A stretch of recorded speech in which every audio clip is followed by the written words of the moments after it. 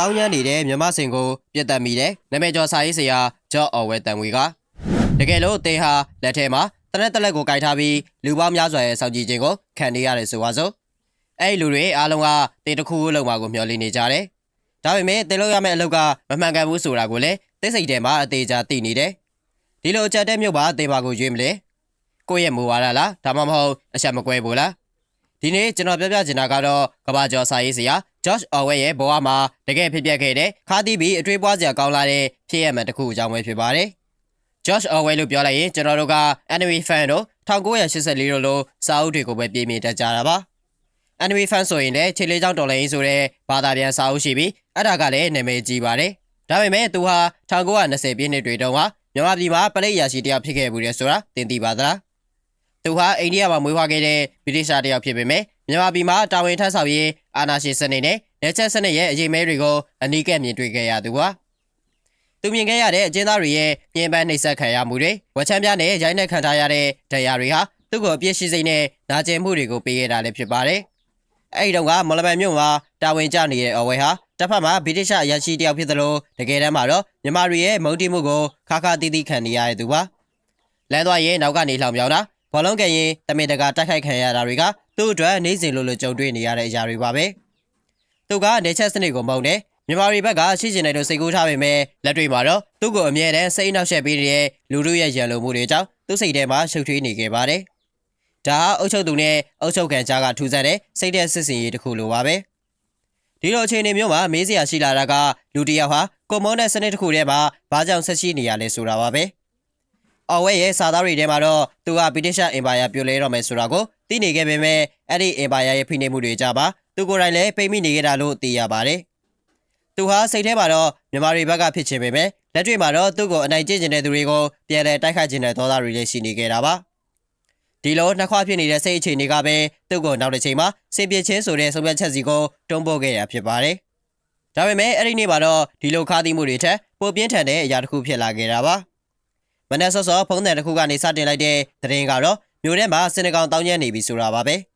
တာမန်အားဖြင့်တော့ဒါဟာတာဝန်တစ်ခုသာဖြစ်သေးပေမဲ့အော်ဝဲအတွက်တော့ဒါဟာသူ့ဘဝရဲ့အမှားမိုက်ဆုံးနဲ့အချက်ရဆုံးဖြစ်ရတစ်ခုဖြစ်လာမယ်လို့သူကိုယ်တိုင်လည်းထင်မထားခဲ့ပါဘူးဘာကိုလဲဆိုတော့စင်တကောင်ရဲ့အသက်နဲ့အရာရှိတယောက်ရဲ့ဂုဏ်သိက္ခာဘယ်အရာကပိုရေးကြီးသွားမလဲဆိုတာကိုဆုံးဖြတ်ခဲ့ရလို့ပါပဲမနက်ခင်းရဲ့မြို့နှင်းတွေကြားမှာအော်ဝဲတယောက်မြို့ထဲကိုရောက်လာတဲ့အခါသူမျောလည်းမထားတဲ့မြင်ကွင်းတစ်ခုကိုတွေ့လိုက်ရတာပ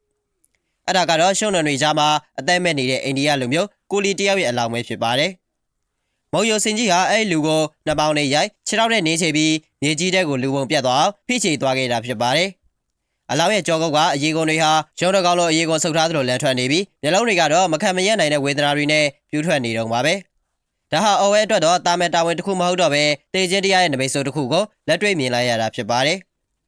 ဒီမြင်ကွင်းကိုမြင်ပြီးတဲ့နောက်အော်ဝဲဟာစေပြဲရိုင်ဖယ်တက်လက်ကိုတောင်းလိုက်ချိန်မှာတော့တမျိုးလုံးကလူတွေဟာပွဲကြည့်ဖို့ရောက်လာကြပါတော့တယ်။စင်ရှိရလေကွင်းပြည်စီကိုရှောက်သွားတဲ့အခါသူ့နောက်မှာလူပေါင်း1000ကျော်ကတကောက်ကောက်လိုက်လာခဲ့ကြတာပါ။ဒါပေမဲ့စင်ကြီးကိုအော်ဝဲတွေးလိုက်ရချိန်မှာတော့မှုန်ကြပြီးအေးဆေးဖြစ်နေပြီမို့ပြစ်ဖို့လုံးဝဆန္ဒမရှိခဲ့ပါဘူး။ဒါပေမဲ့သူ့နောက်ကလူကြီးရဲ့မျက်လုံးတွေကမင်းကအရာရှိပဲပြပြဆန်းဆိုတဲ့မျှော်လင့်ချက်တွေနဲ့သူ့ကိုဖိအားပေးနေခဲ့ပါတယ်။အဲ့ဒီအချိန်မှာပဲသူနားလေသွားတာကသူဟာအာနာရှိတဲ့လူဖြူအရာရှိတရားမဟုတ်ပဲလူအုပ်ကြီးရဲ့ဆန္ဒအတိုင်းကားပြနေရတဲ့ရုပ်သိမ်းရုပ်ဖြစ်နေပြီဆိုတာပါပဲလူဖြူနေချက်သမားတယောက်ဟာသူတို့ကိုသူတို့ဘရင်လိုသတ်မှတ်ထားပေမဲ့တကယ်တမ်းမှာတော့သူတို့ရဲ့ကိုယ်ပိုင်လွတ်လပ်ခွင့်ကိုသူတို့ကိုယ်တိုင်ဖျက်ဆီးနေကြတာဖြစ်ပါတယ်ဒီအချိန်မှာအဝဲအတွက်စင်ကိုမပြစ်ပဲလှည့်ပြန်သွားဖို့ဆိုတာမဖြစ်နိုင်တော့ပါဘူးဘာလို့လဲဆိုတော့အဲ့လိုသာလုပ်ခဲ့ရင်လူအုပ်ကြီးရဲ့လှောင်ပြောင်မှုကိုခံရတော့မှာမို့လို့ပါဗြိတိရှရာရှိတယောက်နေနဲ့လူပြောင်စရာအဖြစ်မခံနိုင်ဘူးဆိုတဲ့မာနကသူ့ရဲ့ကိုချင်းစာတရားကိုလွှမ်းမိုးသွားခဲ့ပါတယ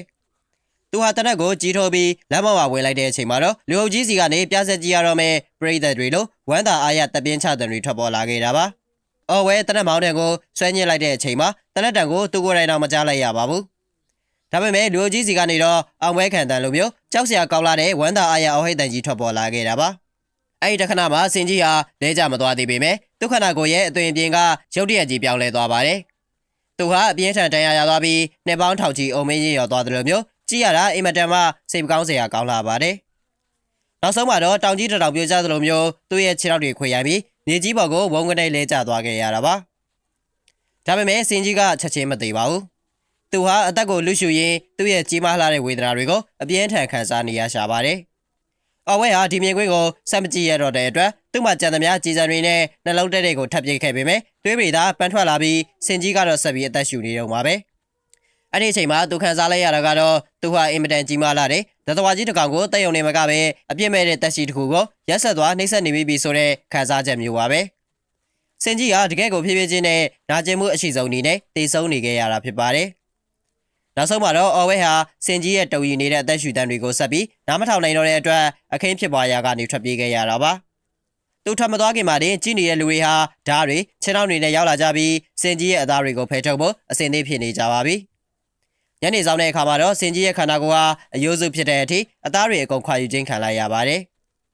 ဒီဖြစ်ရဟာအော်ဝဲရဲ့စိတ်ထဲမှာနောင်တတွေအပြစ်ရှိစိတ်တွေနဲ့ပြည့်နှက်သွားစေခဲ့သလိုနေချက်အာနာဇက်အောင်မှာလူသားတစ်ယောက်ရဲ့ကိုယ်ကျင့်တရားဟာဘယ်လောက်ထိကြေကွဲစရာကောင်းပျက်စီးသွားနိုင်လဲဆိုတာကိုနားလည်သွားခဲ့ရတာပါ။အဖြစ်အပျက်ပြီးဆုံးသွားတဲ့အခါမှာတော့အငင်းပွားမှုတွေကြီးကျယ်ဖြစ်လာခဲ့ပါတယ်။စင်ပိုင်ရှင်အိန္ဒိယလူမျိုးကတော့ဒေါသထွက်နေရပါ။ဒါပေမဲ့သူဟာလူနည်းစုဖြစ်နေတဲ့အတွက်ဘာမှမတတ်နိုင်ခဲ့ဘူး။ဥပဒေအရကြည့်မယ်ဆိုရင်လည်းမှောက်ရော်ပြီးလူတက်ထားတဲ့စင်တကောင်ကိုပြစ်တက်တာဟာမှန်ကန်တဲ့လုပ်ရက်လို့သတ်မှတ်လို့ရပါတယ်။အဲ့ဒီအချိန်မှာအရာရှိကြီးတွေကအော်ဝဲရဲ့ဆုံးဖြတ်ချက်ကိုထောက်ခံခဲ့ကြပေမယ့်ငယ်ရွယ်တဲ့အရာရှိတချို့ကတော့ကိုလီတယောက်သေးတာထက်တမိုးရှိတဲ့စင်တကောင်ကိုတပ်ပစ်တာနှမျောစရာပဲလို့ပြောခဲ့ကြပါတယ်။ဒီစကားတွေပြန်ကြားရချိန်မှာအော်ဝဲကစိတ်မသက်မသာခံစားခဲ့ရတာပါ။ဘာပဲဖြစ်ဖြစ်အော်ဝဲကတော့ကိုလီတိတ်ဆုံးသွားတာကိုတော့စိတ်ထဲကနေကျေးဇူးတင်မိနေခဲ့ပါတယ်။ဘာလို့လဲဆိုတော့အဲ့လူသိမှုကပဲသူ့ကိုဆင်ပြေတတ်ဖို့အတွက်ခိုင်လုံတဲ့ဥပဒေကြောင်းအရာအကြောင်းပြချက်ပေးခဲ့လို့ပါပဲ။အဲ့ဒီအကြောင်းကိုအော်ဝဲကအက်ဆေးတစ်ပုဒ်အဖြစ်ရေးသားခဲ့တာပါ။ဒီအက်ဆေးရဲ့အနှစ်သာရကတော့စင်သေးတာထက်ပိုနဲ့ဆိုင်ပါတယ်။အော်ဝဲကဒီဖြစ်ရကနေတစ်ဆင့်နေချက်အာနာဇက်ရဲ့အခွန်သက်သက်ဖြစ်မှုကိုမိမောက်ထုတ်ပြခဲ့တာလည်းဖြစ်ပါတယ်။လူဖြူရရှိတယောက်ဟာအုပ်ချုပ်သူပြင်ဟန်ဆောင်နေရပေမဲ့တကယ်တမ်းမှာတော့သူဟာလူအုပ်ကြီးရဲ့မျှော်လင့်ချက်အတိုင်းလိုက်လုံနေရတဲ့ကျွန်တယောက်သာဖြစ်တယ်ဆိုတာသူကိုယ်တိုင်နားလည်ခဲ့လို့ပါပဲ။စင်ကိုသူပြတ်သက်ခဲ့တာအန်နီယေကိုကာကွယ်ဖို့မဟုတ်ပါဘူး။တာဝန်ရလည်းမဟုတ်ပါဘူး။သူကိုယ်တိုင်ဝန်ခံခဲ့သလိုလူလောင်ပြောင်စရာအဖြစ်မခံနိုင်လို့သာဖြစ်ပါတယ်။အာနာရှင်တယောက်ဟာတစ်ဖက်သားရဲ့လွတ်လပ်ခွင့်ကိုပိတ်ပင်တယ်လို့ထင်ရပေမဲ့တကယ်တမ်းမှာတော့သူ့ရဲ့ကိုယ်ပိုင်လွတ်လပ်ခွင့်ကိုသူကိုယ်တိုင်အရင်ဆုံးဖျက်ဆီးပစ်လိုက်တာပဲဖြစ်ပါတယ်။အော်ဝဲရဲ့ Shooting Elephant ဟာရိုးရိုးရှင်းရှင်း essay တစ်ပုဒ်မဟုတ်ပါဘူး။ဒါဟာလူမှုပတ်ဝန်းကျင်ရဲ့ဖိအားတွေအောက်မှာကျွန်တော်တို့ရဲ့ကိုယ်ကျင့်တရားတွေဘယ်လောက်ထိပြောင်းညံ့သွားနိုင်တယ်လဲဆိုတာကိုပြသနေတဲ့မှန်ချက်တစ်ခုပါ။အော်ဝဲဟာနောက်ပိုင်းမှာတော့ဒီလိုဆက်ဆုပ်ရွံရှာပွဲကောင်းတဲ့အလုပ်ကနေနှုတ်ထွက်ပြီးနေချဲဝါဒနဲ့အာနာရှင်စနစ်ကိုစန့်ကျင်တဲ့ကမ္ဘာကျော်စာရေးဆရာတယောက်ဖြစ်လာခဲ့ပါတယ်။ဒီစင်ပြတ်တဲ့ဖြစ်ရဟာသူ့ကိုနေချက်စနစ်ကနေအပီးတိုင်ကြောခိုင်းစေခဲ့တဲ့နောက်ဆုံးလက်ကျန်တွန်းအားတစ်ခုဖြစ်ခဲ့တယ်လို့လည်းယူဆရနိုင်တာပါ။ဘာပဲဖြစ်ဖြစ်သူရှာထားခဲ့တဲ့မိကုံးကဒီနေ့ခေတ်အထိတည်ရှိနေတော့မှာပဲ။ကျွန်တော်တို့တွေဟာကိုယုံကြည်တဲ့အမှန်တရားအတိုင်းရည်တည်နေကြတာလား။ဒါမှမဟုတ်ပတ်ဝန်းကျင်ရဲ့လှောင်ပြောင်မှုကိုကြောက်လို့ကိုမလိုလားတဲ့မျက်နှာဖုံးတွေကိုတက်ဆင်ပြီးကားပြနေရတဲ့ရုပ်သေးရုပ်တွေလား။စဉ်းစားကြည့်စရာကောင်းလာပါတယ်။တင်ကလူယုံကြည်ရဲ့အကြည့်တွေအောက်မှာစင်ကိုပြတ်တတ်မဲ့လူလား။ဒါမှမဟုတ်တနက်ကိုချလိုက်မဲ့သူလား။အဖြေလေးကို comment မှာဝေမျှသွားလို့ရပါတယ်။ဗီဒီယိုလေးကိုအဆုံးထိကြည့်ရှုပေးခဲ့တဲ့အတွက်ကျေးဇူးတင်ပါတယ်။